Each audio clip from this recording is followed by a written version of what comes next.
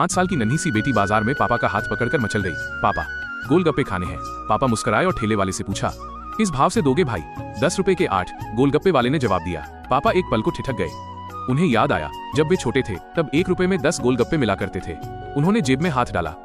कुल 15 रुपए। गाँव शहर से काफी दूर था। 10 रुपए बस के किराए के लिए बचाने जरूरी थे। बाकी रुपए घर के जरूरी सामान में खर्च हो चुके थे।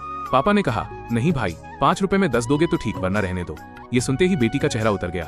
उसकी आंखें भर आईं, होंठ फूल गए। पापा ने उसे समझाया, चलो बेटा, बहुत महंगे हैं, फिर कभी खिला दूंगा।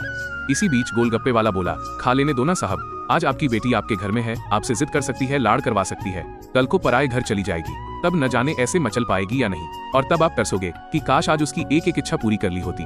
ये शब्द तीर की तरह पापा के दिल में उतर गए। उन्हें अपनी बड़ी बेटी याद आ गई, जिसकी शादी उन्होंने 3 साल पहले एक पढ़े लिखे खाते पीते परिवार में की थी। शादी के पहले साल से ही उसे छोटी छोटी बातों पर सताया जाने लगा। 2 साल तक पापा मुट्ठी भर भर कर रुपए देते रहे, लेकिन लालच का पेट कभी नहीं भरा। और फिर एक दिन सीढ़ियों से गिरने की खबर आई और बेटी इस दुनिया से चली गई। आज पापा तड़पते हैं, काश वो बेटी एक बार लौट आए और वे उसकी हर अधूरी ख्वाहिश चुन चुन कर पूरी कर सके, लेकिन वे जानते हैं अब ये नामुमकिन है। दे दूं क्या बाबूजी? गोलगप्पे वाले की आवाज से पापा की तंद्रा टूटी। रुको भाई, 2 मिनट। पापा पास की पंसारी की दुकान पर गए, जहां से उन्होंने 5 किलो चीनी खरीदी थी। उन्होंने उसमें से 1 किलो चीनी वापस कर दी। जेब में 40 रुपए आ गए।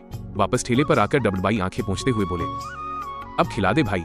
हाँ, तीखा जरा कम डालना, मेरी बिटिया बहुत नाजुक है। ये सुनते ही 5 साल की गुड़िया जैसी बेटी की आंखों में चमक आ गई। उसने पापा का हाथ कसकर पकड़ लिया।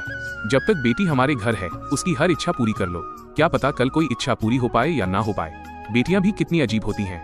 जब ससुराल में होती हैं तो मायके जाने को तरसती हैं, सोचती हैं, माँ को सब बताऊंगी, पापा से ये मांगूंगी, बहन से बातें करूंगी, भाई को छेड़ूंगी, खूब मौज मस्ती करूंगी। लेकिन जब सच में मायके पहुंचती हैं तो एकदम शांत हो जाती हैं, कुछ नहीं मांगती, कुछ नहीं कहती, बस माँ बाप भाई बहन से लिपटकर रो लेती हैं और बहुत खुश हो जाती हैं। कुछ पल के लिए पति और ससुराल को भूल जाती हैं, क्योंकि मायके में एक अनोखा प्यार होता है, एक अजीब सी कशिश होती है। ससुराल में चाहे कितना भी प्यार मिले, माँ बाप की एक मुस्कान को तरसती हैं ये बेटियां। ससुराल में चाहे कितना भी रो लें, मायके में एक भी आंसू नहीं गिरने देती, क्योंकि बेटी का सिर्फ एक आंसू माँ बाप भाई बहन को हिला देता है, रुला देता है। कितनी अनमोल होती हैं बेटियां, नटखट भी, संवेदनशील भी और भगवान की सबसे सुंदर देन।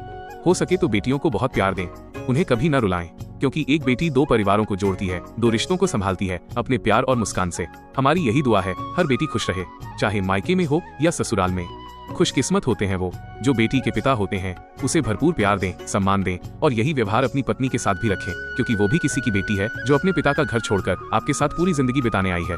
उसके पिता की सारी उम्मीदें आज सिर्फ और सिर्फ आपसे जुड़ी हैं।